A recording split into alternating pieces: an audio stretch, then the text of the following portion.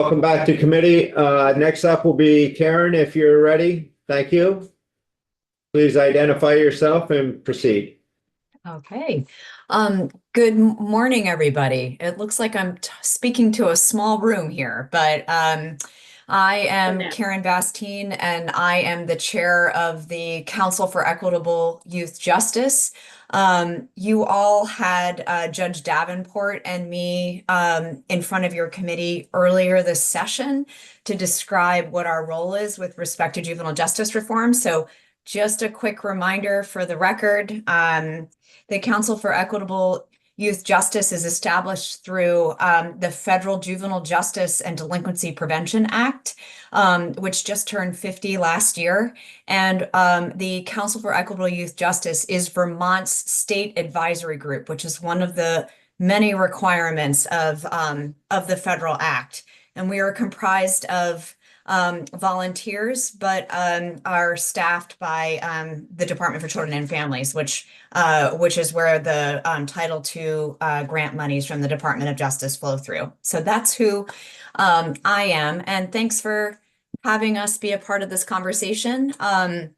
We were thrilled to see H2 come out so quickly and have such a low number, as the council fully supports raising the minimum age of juvenile court jurisdiction to 12. The council has been focused on juvenile court jurisdiction for several decades now, and this is an enormous priority for us. So we were excited to see that in the bill, and we are in full support. So I'm just going to walk through the bill as it is now with each section and just make a few comments. So with respect to Section 2, which would allow for a longer period of time for older youth to remain on DCF probation, the council's position is that, we fully appreciate the need for youth to finish treatment.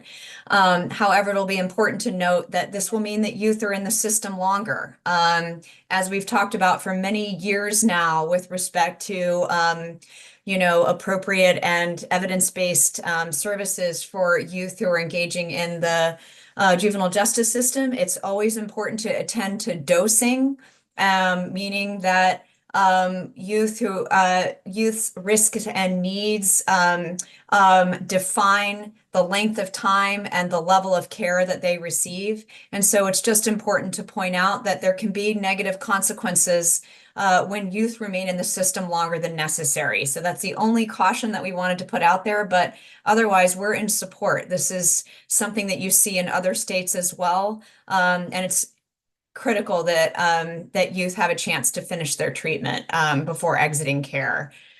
And then with respect to sections 3 through 9 regarding the delay of implementation of raise the age and the addition of 19-year-olds to the system.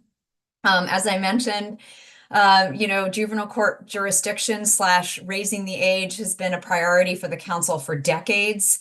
And while we wish that the delay weren't so long, we do appreciate why the addition of 19-year-olds to family court is being postponed. We believe that it is important for the system to continue to make progress towards completing this step of the law.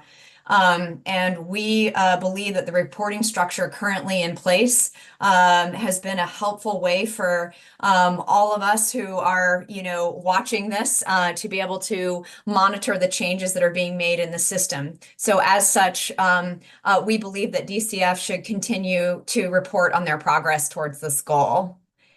And then I understand from yesterday's testimony that sections 10 through 12 have been identified as problematic, so I'm not going to comment on those. And then with respect to section 13, we're in support of whatever would make the process smooth. And as we know, you see better outcomes when youth are able to be served quicker and have a quicker response from the system. And so the quicker the process, the better the outcomes. So we are in support of that as well. So that's all I have. I don't know if you all have any questions. Anyone have any questions? Anyone? 1 second, Karen. It's not good. We're all set. Thank you very much. Have a nice day. Thank you. Yeah, thanks for having us here. Next up, Kim, please.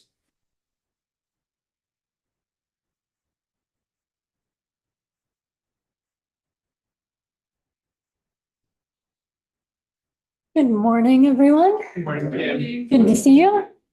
For the record, my name is Kim McManus. I'm with the Department of State's Attorneys and Sheriffs.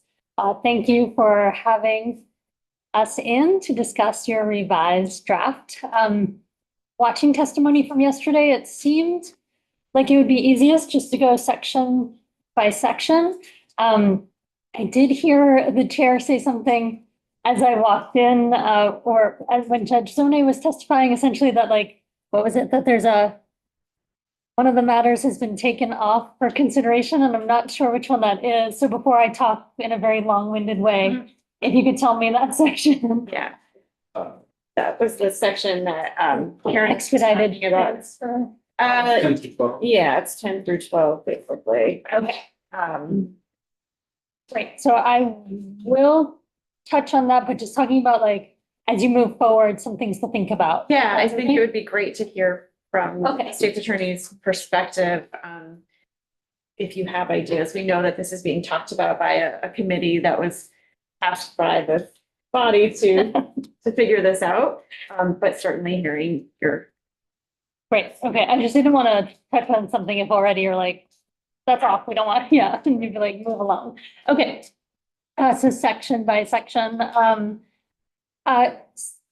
just to reiterate, section 1, the original part of H2, raising the minimum age from 10 to 12. Our department continues to support that.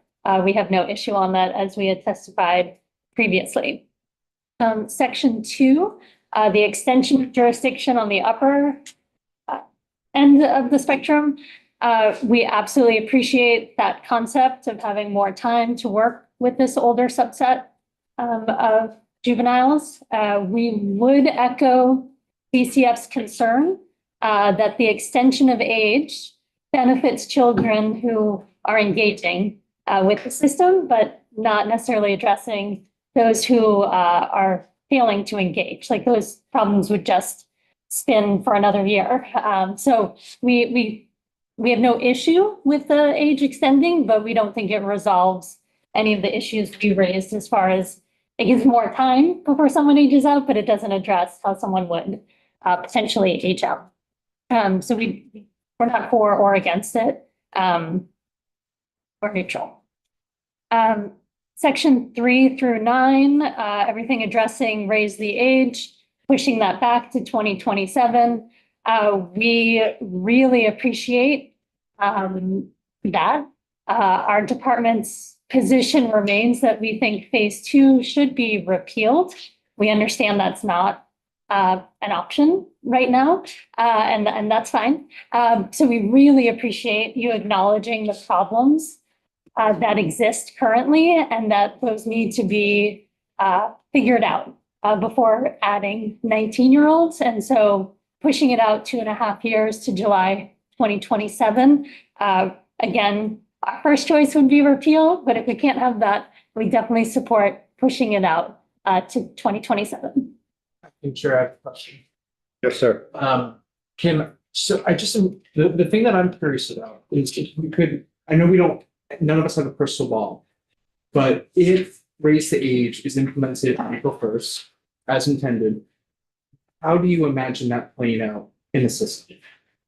Like what should we expect to see as legislators, and what should our constituents expect to see? Well, I believe it would be similar to when 18-year-olds were added, that on that date, anything occurring on or after that date for 19-year-olds would be filed in family division, but then also anyone who's already existing, there's going to be a lot of requests to move cases from criminal into family division of those 19-year-olds. So you just imagine like a flurry of requests being filed by attorneys. DCF workloads are obviously going to be increasing dramatically. Yes, it would Yeah, all the things Pressure on the discussed. system is just gonna start compounding, right? Like you'd imagine, like again, like none of us have a crystal ball, but if we're looking to forecast what implementation would look like if April 1st, if we don't come to agreement here, Mhm. and the governor, if there is not a broader repeal. Yeah, there'd be a significant amount of work, and again, depending on how many of those 19-year-olds are in the various counties, there would be that workload. Yeah. On or right That was after for sure. April 1st. Yep, okay, Sure. thank you. Can I ask? Go ahead. You said very clearly that it's the department's stance that phase two should be repealed Raise the age. or raise the age, Yes. correct? So 19-year-olds. Correct. Why? I mean, we've heard why it should be, but I don't know if we've heard from state's attorneys the exact why. Well, primarily because of the issues we see with the 18-year-olds, we do not want to replicate that with 19-year-olds. As we cited in our testimony and in contradiction to some other testimony, we do not see a number of the felony offenses that are starting in family court as low-level offenses. They're serious offenses. And now we're adding another age group that are being treated in family court. And while we appreciate what's been discussed in the past as far as, where young adults are and their prefrontal cortex and their decision-making, the difference between 18, 19-year-old, 20, 21-year-old, I know there needs to be lines drawn, and we're not necessarily saying we don't necessarily know, but we know there needs to be a line somewhere. And so if the 19-year-olds, when are we going to then add the 20-year-olds soon, the 21-year-olds? We would just have a significant concern. Now, I do appreciate that, again, granting more time for those 19-year-olds, you're trying to address that issue of if we added 19-year-olds, you would have more time to work. Fully appreciate that. The biggest issue, and it was towards the end of my presentation, but I'm going to just bring it up front, is the ability to hold these individuals, to have some sort of backstop, some sort of custody. But please do not add 19-year-olds into the mix, having us extending them up to 20, 21 and a half, and not having any ability to account for the behavior. It's just a frustration, and we're just going round and round. And when I heard Defender Paul speak of this yesterday, and I know you all appreciate whenever the state's attorneys and the Defender General agree, and we agree on this. If we could figure out the custody piece, not only clarifying DCF's ability to take these young adults who are being defined as children, these older children who are between 18 and 21, if we are able to create that backstop custody, that would potentially address a number of our concerns. That actually, not only if there's an immediate safety risk, but if whatever's keeping this young adult from complying with juvenile probation, from getting the rehabilitation needed, that some temporary or short-term custody may be a piece of that puzzle, right? And so having that be real, right, potentially could allay some of our concerns. And so that's why we appreciate pushing this out 2 years. We appreciate the idea if we can get a real backstop and see how that's working with the 18-year-olds coming in who are then on probation 1920. Like if we're seeing that address our public safety concerns and seeing real rehabilitation and seeing people finish juvenile probation successfully, we may have a different position about 19-year-olds in 2 years. But as of right now, previous even to this draft, like right now, the draft doesn't address those concerns for us in a way that we could say we'll be comfortable in 2 years. Mm-hmm. So I'm not saying we could never change our minds, but as of today. Okay. It's that's helpful to hear, and it's just hard for me to understand sometimes all of, the talk of repeal when obviously the brain science hasn't changed. So all of the reasons that the law passed 7 years ago or whatever it was still exist. The justification for the change still exists. So then hearing so many people within the system saying we need to repeal is the way to go, is confusing to me. And it points to problems in the system, not problems with the original decision. And I, like you, don't see us fixing the problems within the system. And that's frustrating. So I feel some frustration as well. And I'm just wondering, how, as Representative Dolan was saying earlier, are we being asked to design a system for the exceptions? Or the general truth, the general population? And for, 19-year-olds who commit retail theft, for, we're just gonna throw away the chance for them to be hopefully that would go through diversion, but I don't know how to make sense of legislating for the worst case scenario only. That's what it feels like we're being asked to do, and I don't know how to do that, especially without data. Like how many 18-year-olds who've come into the juvenile system, how many are we talking about who are these really difficult cases? Is it the majority? I would not be able to definitively answer that today. I guess what I would say is ideally, and I don't want to tell you your job, but ideally, we're legislating to capture as many of the scenarios as we can. And so I don't think that by creating a structure that creates accountability for those who are struggling to engage, that you're going to what's the word? I don't think by creating that and being able to capture that subset, even if it's a small subset, it's an important subset. And I, again, can't help but go back to, in my practice, there are a number of sexual assault types that fall into direct file, into family division. And those are our, first-year college students. And so even if that is 1 or 2 or 3 young adults who are offending that type of offense, I would hope that the legislation is going to wrap around and not let those individuals age out of juvenile. And again, there's other mechanisms to move it back and forth, and we can get into that.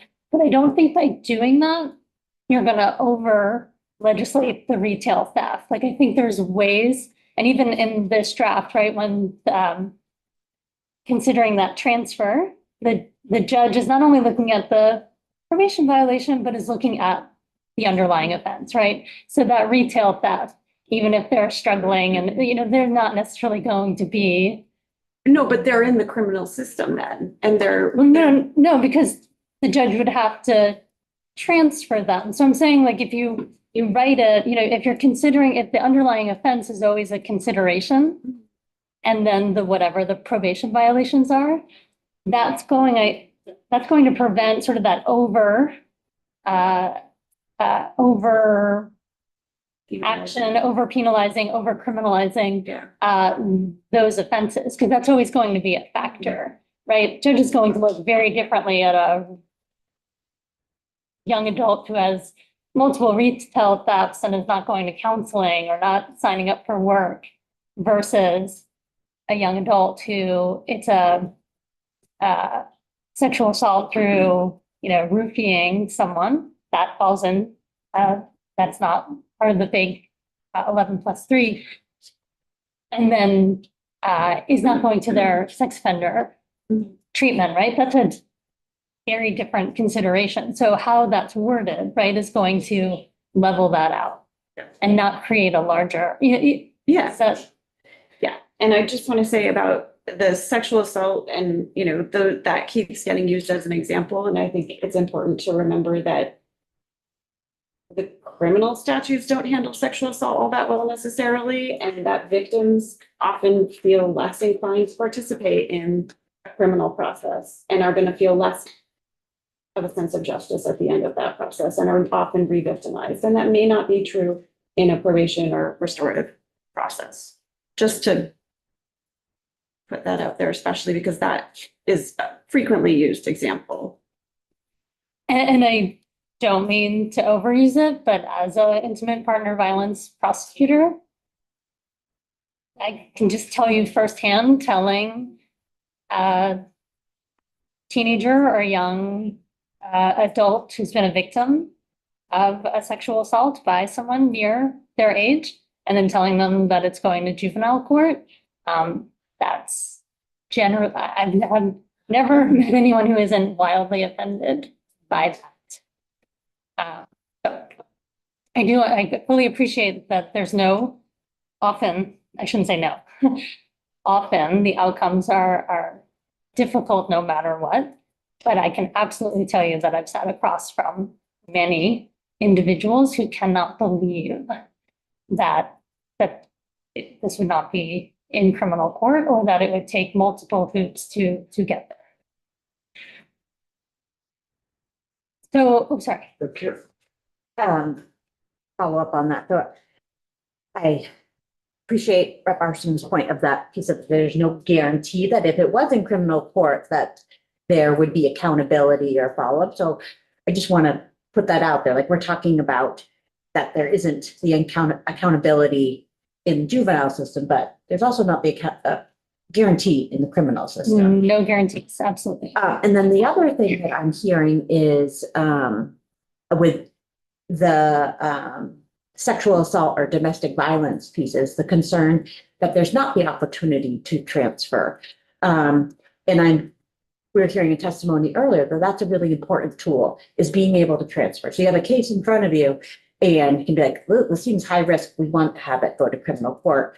Domestic violence or the domestic assault types of crimes are in the misdemeanor category. So wouldn't be. So I'm just curious, your thoughts, if we took that out, but allowed misdemeanors to go through for 19-year-olds, like what would the thought be on that?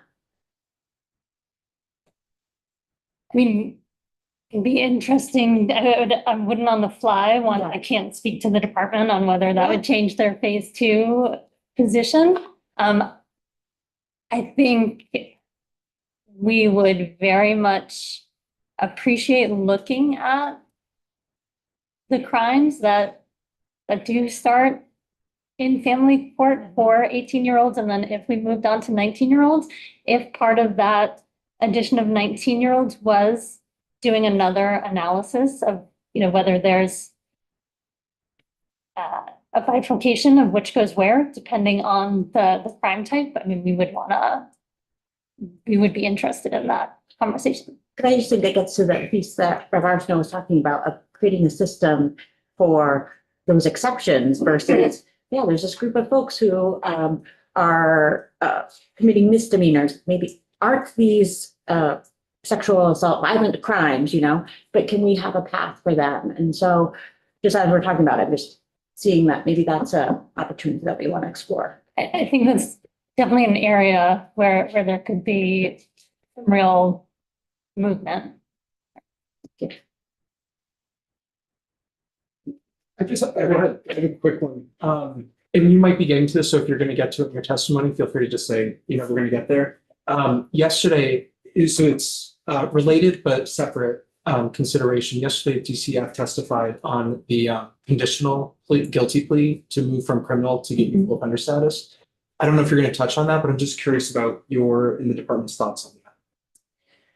So I was not going to touch on it deeply, and I believe today, because Attorney Jones, I believe, referenced that there is some potential legislation about YO and maybe suggesting to go back to the former process of the conditional plea. What I can say today from our perspective is that is the cleaner, easier version. And as far as the up and down, back and forth, and who has jurisdiction, and are we trying things twice? That does eliminate a bunch of those issues. Thank you. But I think I would prefer when the YO, if When it's that relevant comes, legislation. yes, I would Yeah, love to yeah, then no. dig into it because I just don't want to get Totally fine. distracted today. But yeah, we do see a lot of positives from our perspective on that. Yep, thank you. So moving into section 10 and 12, again, knowing that this, I just wanted to raise some of the issues that we saw and that you've already heard, some of them. We, again, absolutely appreciate that we feel that this committee heard our concerns with this draft and trying to address this issue of complying with juvenile probation and controlling the age out issue by creating some accountability provisions that will either motivate the young adult or to comply with juvenile probation or cause the person to lose the benefit of the family division. So we absolutely saw what the committee, absolutely. And again, we really, really appreciate it. And so as far as, so we think there's a few issues, so no surprise. If and when we can get to some language that causes this sort of kick out mechanism of losing your opportunity to be in juvenile jurisdiction, obviously that notice, as you wrote it in section 10 and 11, giving the juvenile that notice of like what could happen with this, like, obviously we absolutely agree with that. The actual transferring though, we do have concerns with how it's written. One, we want to address that this current suggestion does not address the concern that we raised about these young adults not showing up to their hearing. So again, they need to show up for that probation violation. If the expedited hearing takes place at the same time, they need to be there. If it's being scheduled a week or two out, they need to be there. The hearing can't happen without them. So again, if somebody knows if I don't show, nothing's going to happen, the case isn't going to be able to move over to criminal court. So we just wanted to point that out. Can I ask I think you were just hitting on it right before I came back in, but doesn't the issue of custody help us in that area? That Absolutely, yes. So that seems to be the approach rather than this transfer approach. absolutely, the custody and having whatever clarity is needed for family division superior court judges being able to issue a warrant and that the individual could be held until they can show up at court. Absolutely. So that's what we wanted to point out as a fix to the no-show. Do you have any language that you can help on that issue? Working with our legislative council? I would be happy to try. I don't have it. Yeah, no. Right here? I need to try. Okay, on the fly. But I think that, we'll ask our legislative council to pursue this and if he needs to touch base with some folks to Absolutely. how to do it. So We would appreciate that. So and I won't spend much time on this because I think you all are kind of scratching out the current draft of the transfer. We don't need to get into the double jeopardy issue. What we wanted to raise to you all, just for future consideration, is having a prosecutor build and create their case in family division and then having to retry their case in criminal court. There's a workload issue aside from that. Yeah. But we did just want to point out the victim issue. I think that's why the rationale for not having double jeopardy is actually that the having two trials, so yeah, no, we. Right, you've heard that loud and clear. Yeah. I do not need to beat that horse. Yeah. But we did just want the victim piece to be heard. We don't want multiple preps and testifying. This point, yeah. If any future drafts are using the unreasonable risk to public safety, we would want that further defined. So let me ask, back up on the custody issue. I mean, if we figure out the custody issue that the 18-year-olds can be taken into custody by DCF, do we have to get into that at all, or Possibly not? I mean, no, if we're we're, not going to tell them how to exercise their custody. They already do that for under 18. It would just be extending it to 18-year-olds. Or is there something you think we should do? no, I think the extending it, and then again, this was discussed yesterday, do they have a place to take them? Right. Right, those two pieces. And so if that backstop and mechanism is there to then work with that individual and having them go up to court and having then the consequence of custody until compliance, then the judge is involved in that, like how long that's gonna happen, then no, I don't think we need to get into this language. So I mean, the concept again would be the same kind of whatever DCF is able to do with the under 18, allowing that to occur for the 18-year-olds. It's what we're after. And not something different, like. No, because again, if they're still under the umbrella of this is juvenile jurisdiction, right? The whole purpose is rehabilitation. So yeah, that it would be pretty similar. It would just be the mechanisms, right? Of 18, 19, 20-year-olds and then an appropriate place for them. And that's secure, that they will stay in and can't leave.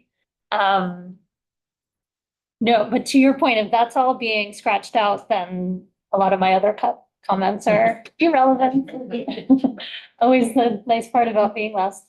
And then there was I think, Attorney Jones pointed out the dates on the back. So I think that was already pointed out. And then again, I guess if the committee is focusing more than on the custody and being able to get our hands wrapped around these individuals and run away from the transfer idea.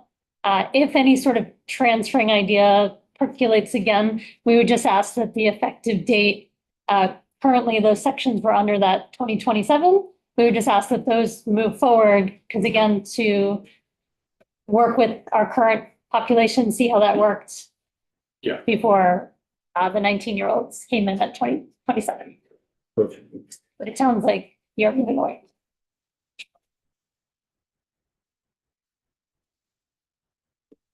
Any other questions? Okay. Not seeing any. I think we'll probably have another version of this next week. And we'll give people an opportunity to weigh in then as well.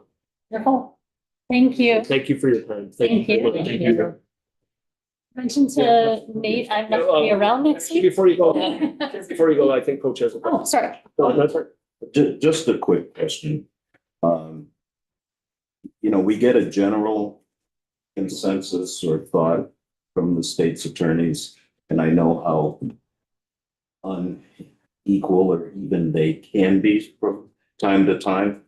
Can we get an accurate count and consideration from each state's attorney on their position before we push this thing over the mountaintop? Specifically for the raise the age phase 2 section? I can ask. The state's attorneys are not beholden No. to me. I wish, but I can absolutely ask. There are representatives and we represent them. Absolutely. And, I'll call mine. I'm not afraid to do that. And he knows that. And I'm not afraid to call any of the other ones either. But I thought that's what you guys, so, if you would, we'd appreciate it. Not to be rude. No, and I will send out that ask and then the state's attorneys who will respond, I can, and allow me to report out on that. I can. But as a reminder, we did discuss it as a department and our executive committee, based on that input, has taken the position on raise the age, but I can absolutely ask for the individuals. Thank you. Absolutely. Thank you so much. You have a question? I do. Oh, Right, well, ask your question. I got drawn down. Okay. So, just in time. And it's strange. I was just trying to think outside of the box a little bit, and I was court one jurisdiction, the other, ping pong effect. Is there any way we could like bifurcate the court so that like the adult court could have supervision? It's similar, similar to like diversion. You know, if somebody goes in diversion, family court could be in. And if you fail out, you're still under the authority of the original court. But if you complete, it's gone, just like, say, sealing or funding. That makes sense? Is that YO? Isn't that youthful offender? It's kind of, I mean, Well, kind of. kind of, but it's gonna be oversought by two courts with like the jurisdiction over the one person. I don't know. I guess. Yeah, I'm just wondering, I mean, how that would be different. Well, they would still have the potential, all the advantages of going through the whole DCF family court system. And I understand that there's also a resource problem there, but allow you to continue with someone who was one of the top ones in criminal court without having the ping pong. well, to that point, I don't, I don't think I would definitely want Judge Zone to weigh on this, and I would not speak for him. But I think an important thing that you're picking at, and it came to me yesterday, listening to testimony as well. You know, the simplification of these transfer hearings and sort of that gatekeeping of where things go. That's a big part of this, and then having that sooner. And I know, I believe Defender General Paul had said that potentially a suggestion that might be coming is that transfer hearing, you know, everything, all the offenses going into family court and then transferring out. And this will not surprise you, but the state's attorney brain, I heard that and I was like, huh, interesting. I was like, or we could start everything in criminal and then switch it out. So I think that is something to just think more about. But it's hard to have dual jurisdiction unless you have that sort of conditional plea and then it's sent over, then there's something there, which is the old YO. It could theoretically, in my mind, be handled by the same judge. You know what I mean? Well, Well, then you're sort of maybe creating sort of a separate, system. young adult court. So, the task force study group, whatever we call it, that's supposed to report in December 2025 is specifically looking at the concept of starting everything in family court with the transfers from there. So that's being looked at, and maybe they can, if you want to talk to Zoni about your idea and Marshall and him further, that can be part of what they look at. But I think he had another question. Just because we opened the door to this. Can you just, I'm very curious because I just don't understand the rationale. So if one of the concerns is the confidentiality thing for where it sits, especially for a juvenile case, why would you not just have it all start in the confidential family court and then dole it out if it goes criminal or not? Like, is the concern that if it starts in the family court, it'll stay in the family court? But I just don't. Oh, from our. Yeah, I see. Yeah. Well, and I don't want to get out on my skis about this idea because I don't know all the pieces of it. Like I heard it mentioned yesterday and I was like, oh, So I don't want to go into that. From a public safety perspective, there's a few things. One, going into family court, again, we have family court conditions of release versus criminal court conditions of release. And again, how we can respond if those conditions are being violated. That's one piece.